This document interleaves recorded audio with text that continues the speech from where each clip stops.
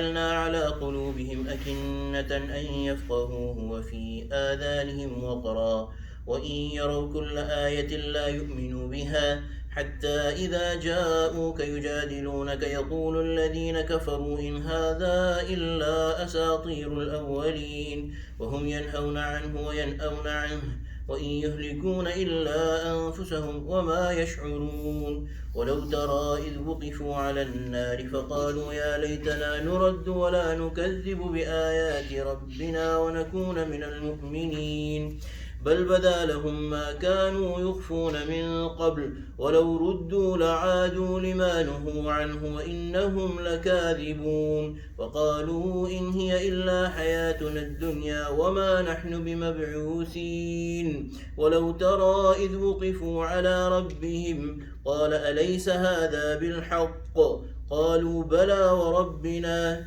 قال فذوقوا العذاب بما كنتم تكفرون صدق الله العظيم وبلغنا رسوله النبي الكريم ونحن على ذلك من الشاهدين والشاكرين والحمد لله رب العالمين.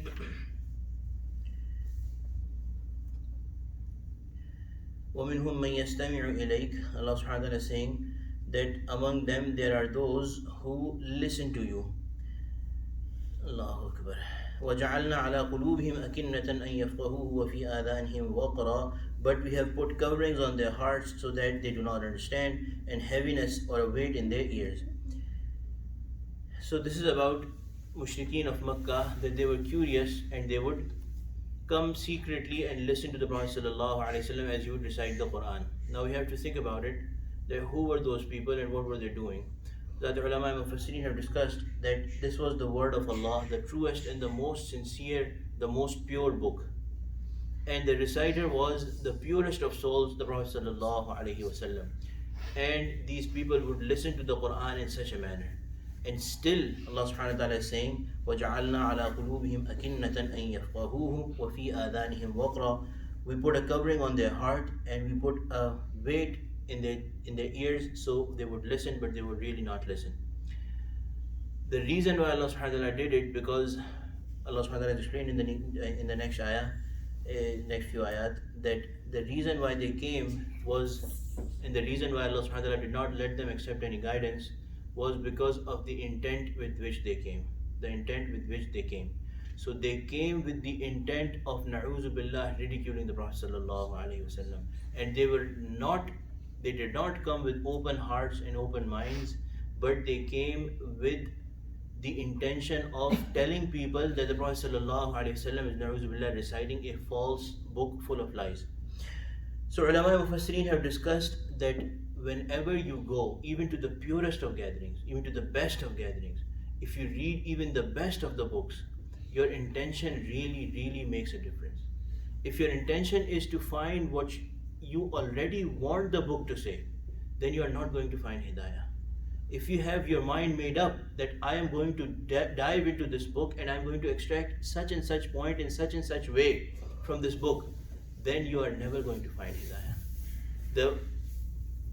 The prerequisite for getting guidance from listening to the Quran or understanding the Quran is to have taqwa, is to have a personality, have an aptitude of understanding and accepting the word of Allah honestly. And that purity of intention comes by remaining in the training of people who have that purity of intention, the people of taqwa. So unless someone stays in the company of the people of taqwa, they are not qualified to learn and teach the Quran. They are not qualified to learn and teach the Quran. And this is mentioned in hadith several places. This is learned from the ayat of the Quran several places. This is one of the many ayat that point towards this, that intention, the purity of intention, which depends on taqwa, is what matters when you want to learn from the Prophet ﷺ and the Quran. If you do not have that, and if you do not get that, then the Quran cannot benefit us even. The words, the speaker is the Prophet ﷺ, the words are the word of Allah, and still these people are not getting any guidance. So we have to really be mindful of wherever we are going, what is our intention? What is our intention? And we also have to be careful, especially in learning the Quran and in any knowledge of deen, any science of deen. We have to know, we have to judge the people that we are selecting to learn our deen from. Do they also have taqwa or not?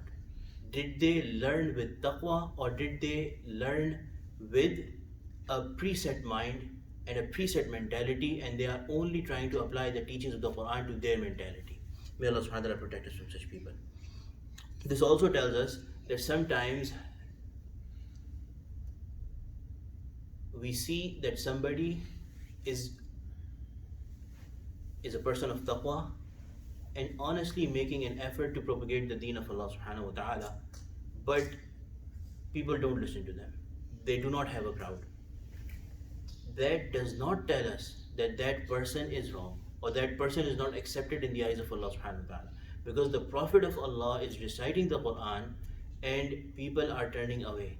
So even the best Shaykh, which is the Prophet sallallahu alaihi wasallam, is teaching the best thing, which is the word of Allah, and still people are turning away and not finding hidayah. So if somebody is not finding hidayah, it may be that the fault lies within the person himself and not the teacher. May Allah subhanahu wa ta'ala protect us from all situations. So because of their intention, Allah subhanahu wa ta'ala has covered their heart, and they have a weight in their ears, which means that this does not penetrate beyond their ears. وَإِن يَرَوْا كُلَّ آيَةٍ لَا يُؤْمِنُوا بِهَا. If they were to see all the signs, لَا يُؤْمِنُوا بِهَا, they will not believe.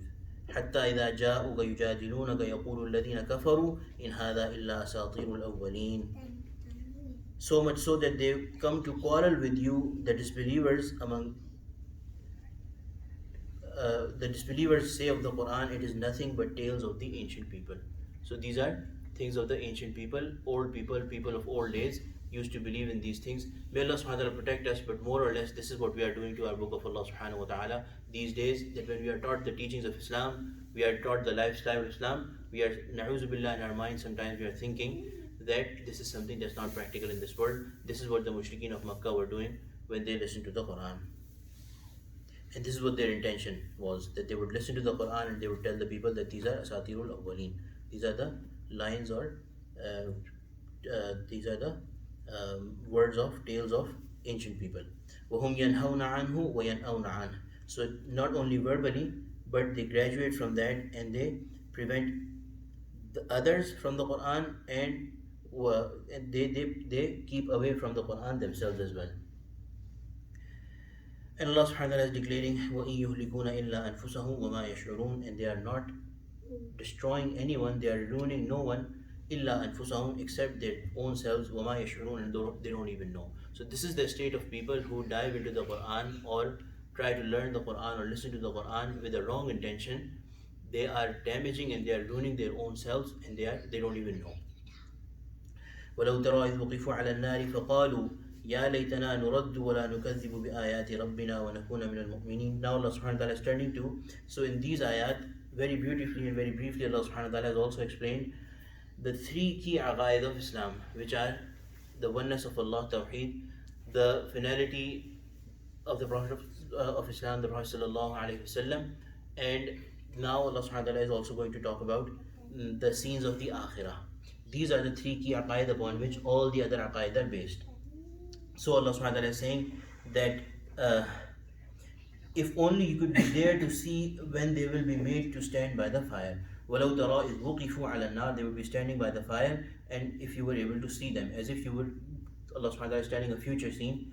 فَقَالُوا, they would say, يَا لَيْتَنَا نُرَدُّ وَلَا نُكَذِّبُ بِآيَاتِ رَبِّنَا وَنَكُونَ مِنَ الْمُؤْمِنِينَ. They would say, would it that we were sent back, then we would not reject the signs of our Lord and would join the believers. So when the scene will be opened up before them, the reality will be opened up before them, they would wish that they were allowed to go back, and they would promise, they would swear by Allah that we will not reject any sign of Allah and we would be the believers.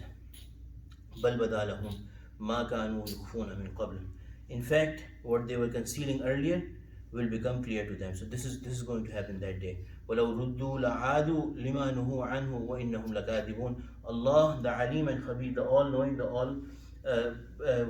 all aware, He's saying that even if we send them back, they would do the exact same thing. And the reason is, they will still not listen to the prophets. The reason is that the hujjat, you have to understand something. Hujjat basically means the claim of Allah subhanahu wa ta'ala upon His slaves. The hujjat has been completed.